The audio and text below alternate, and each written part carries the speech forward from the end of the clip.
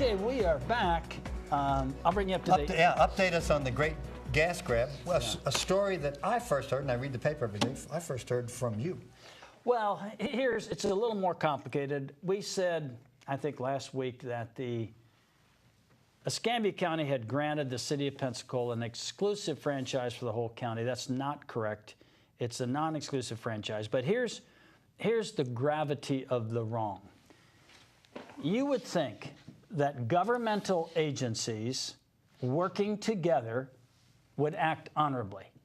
That just, I can understand, you know, some acrimonious interchanges with other vendors and things, but these two governments, many governments, City of Pensacola, Santa Rosa Island Authority, Gulf Breeze, and Escambia County, that these governmental agencies would work in an intelligent and open fashion. And you want we're not going to have one government prospering mightily and everybody else in the toilet. You know, I mean, you're going to have some disparities, but you should want the whole area to do well. Indeed, Escambia County has within it the city of Pensacola. This is not real complicated. The city of Gulf Breeze is not in Escambia County. It is in Santa Rosa County. However, Pensacola Beach, the other side of Gulf Breeze, is in Escambia County. So people that are on Pensacola Beach pay taxes to Escambia County. Real basic. The city of Pensacola, through the Energy Services of Pensacola, provides gas to the city of Gulf Breeze. These pipes go under the bridge, I think, to the city of Gulf Breeze. Mm-hmm. And the city of Gulf Breeze distributes gas within the city. The Public Service Commission, from what we now understand, does not regulate rates of gas. That's amazing to me. So the city of Gulf Breeze distributes the gas they buy from the city of Pensacola at a profit, not only to their own customers, but at a very high profit to people outside the city of Gulf Breeze, as reported to us by some people outside the city of Gulf Breeze. Well, let's go back to about 2006 or something. The city of Gulf Breeze, or 2005, starts to negotiate with Escambia County because they're closer to Santa Rosa Island than city of Gulf, than Pensacola is. Well, the gas kind of has to go through Gulf Breeze. And it goes through Gulf Breeze. If you draw a straight line. So they're negotiating for a plan to provide gas to Santa Rosa Island. This is arguably one side of this story, and we'll probably hear the other side when the lawsuit is filed. There's going to be a lawsuit over this. I don't think there's any doubt about it. So they're having this discussion, and they're going along, and they're discussing, and they're trying to come up with a joint plan because the city of Gulf Breeze is closer in proximity, and to jointly venture to put gas on the beach, and everybody wants gas on the beach. And everything's going along hunky-dory. Honorable, honorable, honorable, honorable. Then all of a sudden, the city of Gulf Breeze shuts down. No communication, no anything. Unilaterally withdraw, stop any communications. And in the process, sometime, we're getting the exact date, they're laying pipe out to Santa Rosa Island for purposes of sending gas out there. Well, who do they get permission from Santa Rosa Island? From the Santa Rosa Island Authority. They don't get that permission from Escambia County, and they don't get permission from Energy Services of Pensacola. So how does this happen that the city of Gulf Breeze has this cozy relationship with Santa Rosa County? We're going to develop that in the next couple of weeks. But we can tell you, they're sweethearts. They're dating. They're very, very close. You mean the city of Gulf Breeze with the Island Authority? With the Island Authority. Yeah. Yet the Island Authority is responsible to the Escambia County Commission because it's part of Escambia County. But they have this dating sweetheart relationship with the city of Gulf Breeze, which will require more explanation, and it'll get clearer as we go along. So they withdraw, they lay the gas lines out there, and all of a sudden they read an article, the city of Pensacola people do, that there's an article in the paper that these gas lines are going in. There's all kinds of stuff going on. They contact the city attorney, and he says to the Pensacola city attorney, apparently, that's what we understand, don't worry about it, it's not a problem, we're going to work this out, we're talking about it or whatever, kind of blows them away.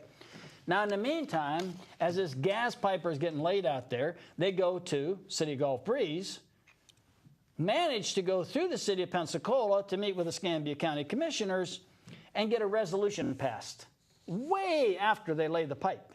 Now, our county commissioners should be saying, what in the hell is going on here? How in the world did this happen?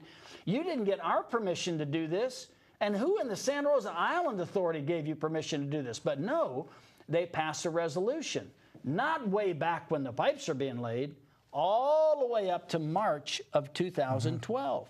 And in this resolution, they recite all one-sided stuff provided by the City of Gulf Breeze.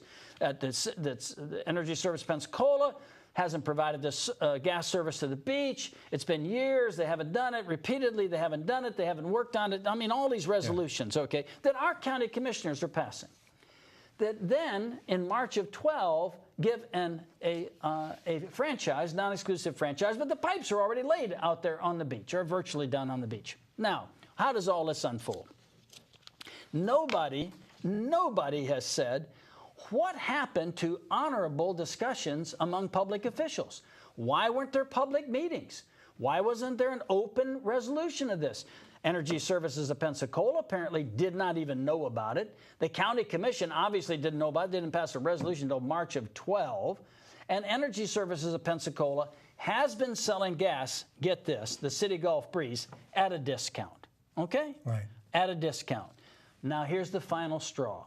When the Escambia County Commissioners passed this resolution that was one-sided and very unfair to the City of Pensacola and Energy Services of Pensacola, they didn't do this. They didn't protect the rate for the customers on the island. Yeah, if you're going to sell gas to our customers, you got to give them. Well, you have to give a rate schedule. Right. We are going to have to approve rate changes. We're not going to give you a franchise, go out there and screw our people on the beach. We're just not going to let that happen. They were asleep at the switch. All they wanted to do was justify after the fact. You know, Bill, there's this idea. Do it and apologize later. Right. Do it and apologize later. That's precisely what's happened here. Now, is it going to be resolved in litigation? Probably, but it's a more fundamental question to me. Where's the honor?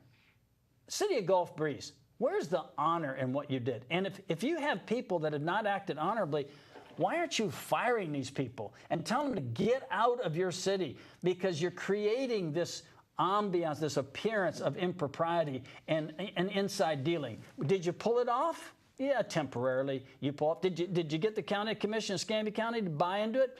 Yeah, you did temporarily. But this is all going to come out. And Bill, I think when it comes out, heads are going to be chopped. Well, there's got to be more to this story. There's got to be more than this story. Somebody's.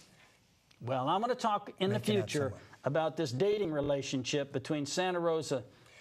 But Energy Services of Pensacola is an enterprise of the City of Pensacola. It is. And they might say, well, we're happy to sell you gas. We just need to raise the price. They could do that. In fact, our recommendation. You know that discount? Yeah. Our recommendation would be make up for lost time to these folks in Gulf Breeze. And I told you that initially we had reported that they were over here, City of Gulf Breeze officials and private citizens that have some money in the deal. We don't know what their deal is, but they're over here lobbying City of Pensacola council members. The City of Pensacola should say this. At their next meeting, we're going to give you notice. We're filing a suit. We're coming after you for what you did to our gas company. We're coming after you. And Escambia County, you should immediately vacate and withdraw and hold for naught this approval that you gave these people because it was not fair to any of the people involved, period.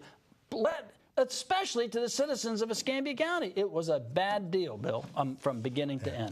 There's more to this, and what's behind it. It's not that these people are stupid or that they're asleep. There's something else going on. Well, you'd think there's something else going on. All right, let's change the subject. We're going to go to patriotism. Patriotism, yeah.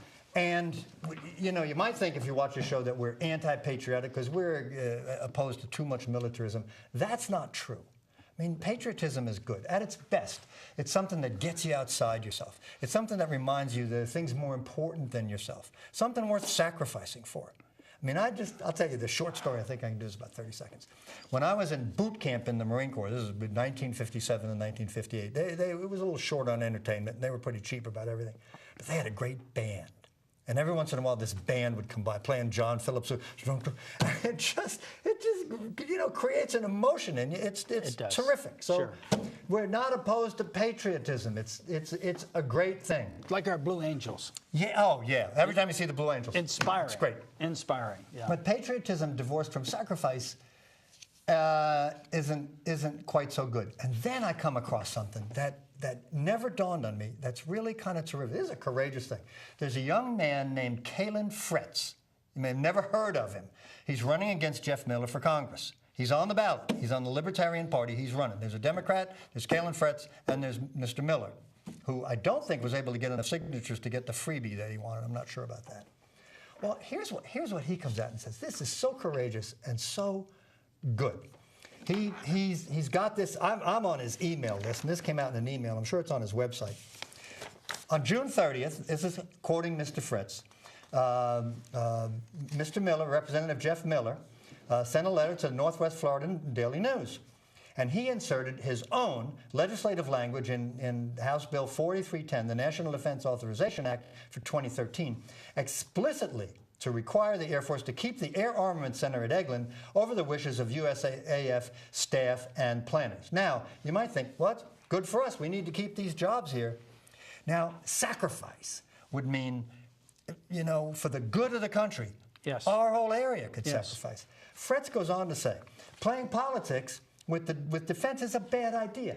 You want all these Congress people inserting their own undue influence, raising the cost of everything. You remember there was a time when we had two separate companies paid for by the government making engines for F-35s, in case one company just happened to mysteriously evaporate and couldn't make any more engines. It was pure politics. It was stupid, ruinously expensive. The engines cost God knows how many millions of dollars.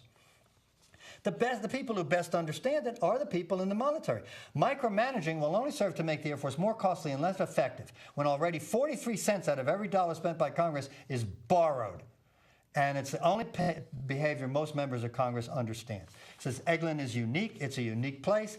It can stand on its own. It's valuable. Miller should get his priorities straight. Instead of worrying about the placement of 1- and 2-star generals, he should be more concerned with making sure the military is accomplished most efficiently. And we'd be better served, and then he goes on to bet. He said, I've heard some military men say, don't worry about the ants if the elephants are about to stomp you.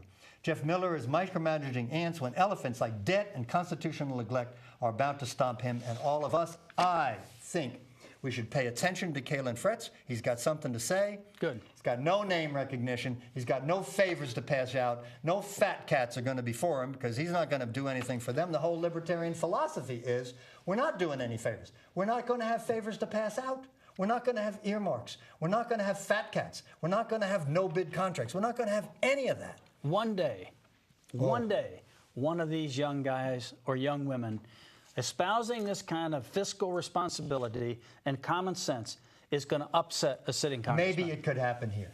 Maybe it could happen here. I doubt it here. I doubt it will ever happen here. I doubt it as well. It's too entrenched. Because we're conservative not only in the sense of political and religious conservatism, but conservative as to making changes. But there's going to be a time, I know you've got a couple of trips, you'll be away from the show. I'm going to invite Mr. Fretz on and talk about libertarianism, why he's running. I mean, he's obviously a long shot. I venture to say that most of our viewers have never heard of him. It's FRETTS for Congress. Just be nice. Google him up, and you'll hear about what he stands for and who he is. It'd be nice. We want your help. We're trying to solve a mystery. I may be the only one interested in solving this mystery. We want to know why the baseball team, I want to know, was named Blue Wahoos when the baseball team is a farm club for the Cincinnati Reds. Bill earlier mentioned that he liked Pensacola Pelicans and he missed it.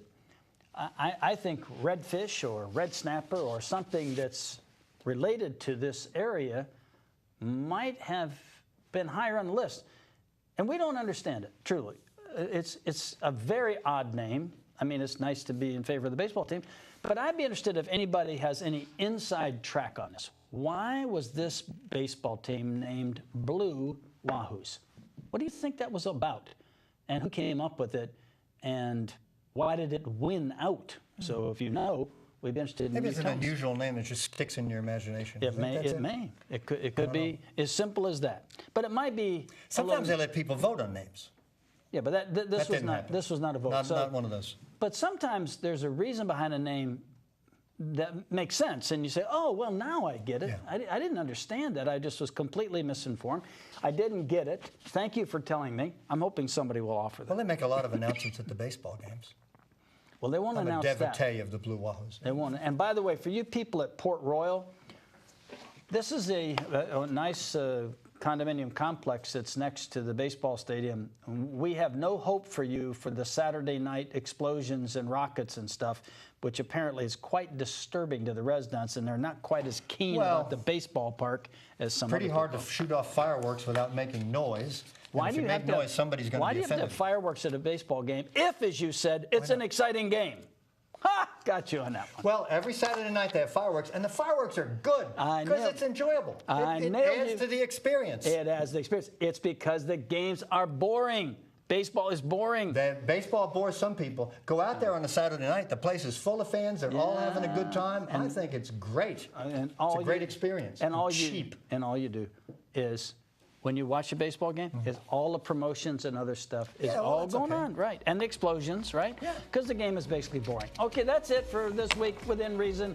Bob and Bill will be back next week. Good night. Send us your thoughts. Bye-bye.